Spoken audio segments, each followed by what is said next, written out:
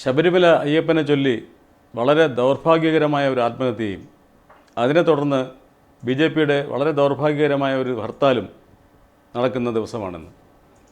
അല്പം മുമ്പ് ഈ ആത്മഹത്യ ചെയ്ത വേണുഗോപാലൻ നായരുടെ മൃതശരീരം വളരെ ആദരവോടുകൂടി ബി.ജെ.പിക്കാർ ഏറ്റെടുക്കുകയും സെക്രട്ടേറിയറ്റിൻ്റെ നടയിൽ അവർ നടത്തുന്ന സമരപ്പന്തലിന് മുന്നിൽ കൊണ്ടുവരികയും അത് വിലാപയാത്രയായി അവർ തൈക്കാട് ശ്മശാനത്തിലേക്ക് കൊണ്ടുപോവുകയും ചെയ്തു.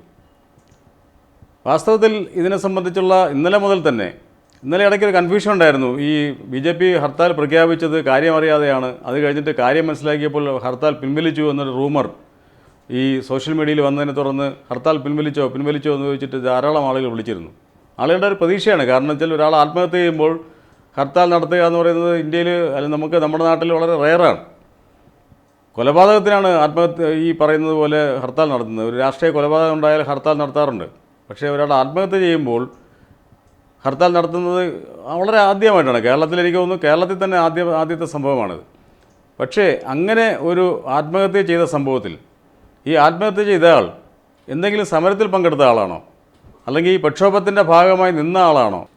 അപ്പം അതിൽ ഏറ്റവും പ്രധാനപ്പെട്ട സംഭവം എന്താണ്? ഏത് ആത്മാഹൂതിയായാലും ഏത് കൊലപാതകത്തിൻ്റെ ശ്രമമായാലും ആക്രമിക്കപ്പെട്ടാലും ഒരു നീതിന്യായ കോടതി അനുവർത്തിക്കുന്ന ഒരു ചട്ടമുണ്ട്. ആ ചട്ടം എന്ന് പറയുന്നത് മരിക്കുന്ന ആളിൻ്റെ അന്തിമ മൊഴി എടുക്കുക എന്നുള്ളതാണ്.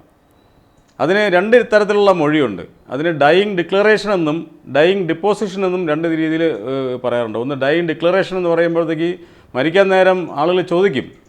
മരിക്കാൻ നേരം പലപ്പോഴും സ്വാഭാവിക മരണത്തിൻ്റെ നേരത്ത് പോലും മരിക്കാൻ നേരത്ത് ആർക്കാണ് എൻ്റെ സ്വത്ത് എഴുതി വച്ചിരിക്കുന്നത്, അല്ലെങ്കിൽ ആരെയാണ് ഞാൻ എൻ്റെ ഹെയറായിട്ട് എൻ്റെ പിന്തുടർച്ചാവകാശമായിട്ട് പറയുന്നത് എന്നൊക്കെ സ്വാഭാവികമായിട്ടും മരിക്കുന്നവർ പറയാറുണ്ട്. അത് ചോദ്യത്തിൽ നിന്ന് വരുന്നതാണ്. സ്വമേധയാ പറയുന്നത് ഉണ്ട് മരിക്കാൻ നേരത്ത്. അപ്പം മരിക്കാൻ നേരത്ത് പറയുന്ന ആ മൊഴിയാണ് ഡൈയിങ് ഡിക്ലറേഷൻ എന്ന് പറയുന്നത്. അത് പല തരത്തിലുള്ള ഡൈയിങ് ഡിക്ലറേഷൻസ് ഉണ്ട്. പക്ഷേ നിയമദൃഷ്ടിയാ അത് സാധൂകരണം ഉണ്ടാകുന്നത് ഡൈയിങ് ഡിപ്പോസിഷൻ എന്ന് പറയുന്നതാണ്.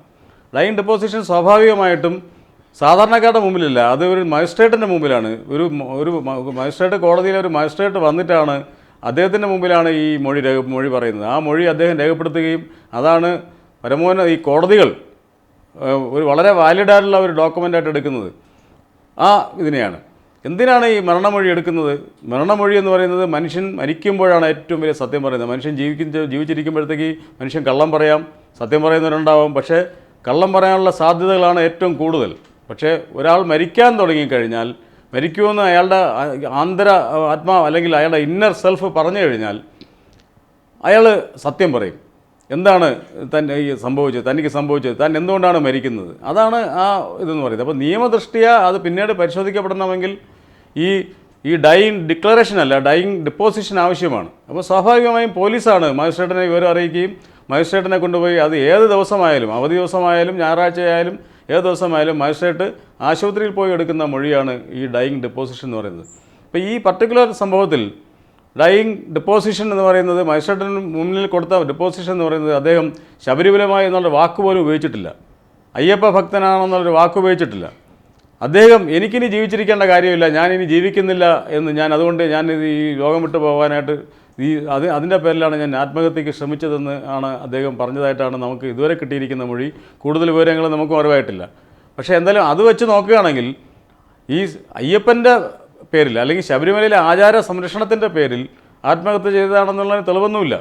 പക്ഷേ ആകെയുള്ള തെളിവെന്ന് പറയുന്നത്, ആകെ എന്തെങ്കിലും പറയാൻ പറ്റും തെളിവെന്ന് പറയുന്നത്, അദ്ദേഹം ഈ ശബരിമല സമരം നടക്കുന്ന സെക്രട്ടേറിയറ്റിൻ്റെ സമരപ്പന്തലിൻ്റെ നേരെ എതിരിൽ നിന്ന് അദ്ദേഹം ആത്മാഹുതി ചെയ്തിട്ട് നേരെ ഓടി അങ്ങോട്ട് കയറുകയായിരുന്നു. ഭാഗ്യത്തിന് അദ്ദേഹം ആ സമരപ്പന്തലിലേക്ക് കയറാതിരുന്ന ഭാഗ്യം. സമരപ്പന്തലിൽ കയറിയിരുന്നെങ്കിൽ ബാക്കിയുള്ളവർക്കും കൂടെ തീ പിടിക്കുമായിരുന്നു. എന്തായാലും ആ ഒരു ദൗർഭാഗ്യകരമായ സംഭവം ഒഴിവായി. അത് ബി.ജെ.പിക്കാർ ഇടപെട്ട് ഒഴിവാക്കിയതാണോ എങ്ങനെയാണ് സംഭവിച്ചതെന്നറിയില്ല. വെളുപ്പാങ്കാലത്ത് 2 മണിക്കാണ് ഈ സംഭവം നടന്നതെന്നാണ് പറയുന്നത്. എന്തായാലും ഈ ഒരു കാര്യത്തിൽ നമ്മളെന്താ പറയുക, നിയമത്തെ അനുസരിക്കണം. ആ നിയമം എന്താണ്? ഡോക്ടർമാർ നൽകുന്ന റിപ്പോർട്ട്, ഡോക്ടർമാർ പോസ്റ്റ്മോർട്ടം റിപ്പോർട്ട് നൽകും. പോസ്റ്റ്മോർട്ടം റിപ്പോർട്ട് ഇതുവരെയും വന്നിട്ടില്ല. ഈ സംഭവത്തിൻ്റെ പോസ്റ്റ്മോർട്ടം റിപ്പോർട്ട് വരാനിരിക്കുന്നുള്ളൂ. അത് വരുന്ന മുറയ്ക്ക് ഞങ്ങളത് നാട്ടുകാരെ അറിയിക്കുന്നതാണ്. പക്ഷേ ഈ കോടതിയിൽ നൽകിയ അല്ലെങ്കിൽ ഈ മജിസ്ട്രേറ്റിൻ്റെ മുൻപാകെ നൽകിയ മൊഴി വിശ്വസിക്കുകയും അതനുസരിച്ച് പ്രവർത്തിക്കുകയുമാണ് നിയമത്തെ അനുസരിക്കുന്ന എല്ലാവരും ചെയ്യേണ്ടത്. നിയമത്തെ ആരും അനുസരിക്കുന്നില്ല എന്നുള്ള തെളിവാണല്ലോ ഈ സമരം തന്നെ നിയമത്തെ അനുസരിക്കുന്നുള്ളതിൻ്റെ തെളിവാണല്ലോ. സുപ്രീം കോടതി വിധിയെ അനുസരിക്കുന്നില്ല എന്നുള്ളതിൻ്റെ തെളിവാണല്ലോ ഈ സമരം തന്നെയും. അപ്പോൾ ആ നിലയ്ക്ക് നോക്കുമ്പോൾ ശവം വച്ചിട്ടുള്ള കച്ചവടം അല്ലെങ്കിൽ ഒരു മനുഷ്യൻ അവൻ ആത്മഹത്യ ചെയ്തു, അതിന് പല കാരണങ്ങളുണ്ടാവും. ആ കാരണങ്ങൾ ഉണ്ടാകും. ആ കാരണത്തെ രാഷ്ട്രീയ മുതലെടുപ്പിന് ഉപയോഗിക്കുന്നത് തീർത്തും വളരെ മോശമായ കാര്യമാണെന്നാണ് ഞങ്ങൾക്ക് പറയാനുള്ളത്.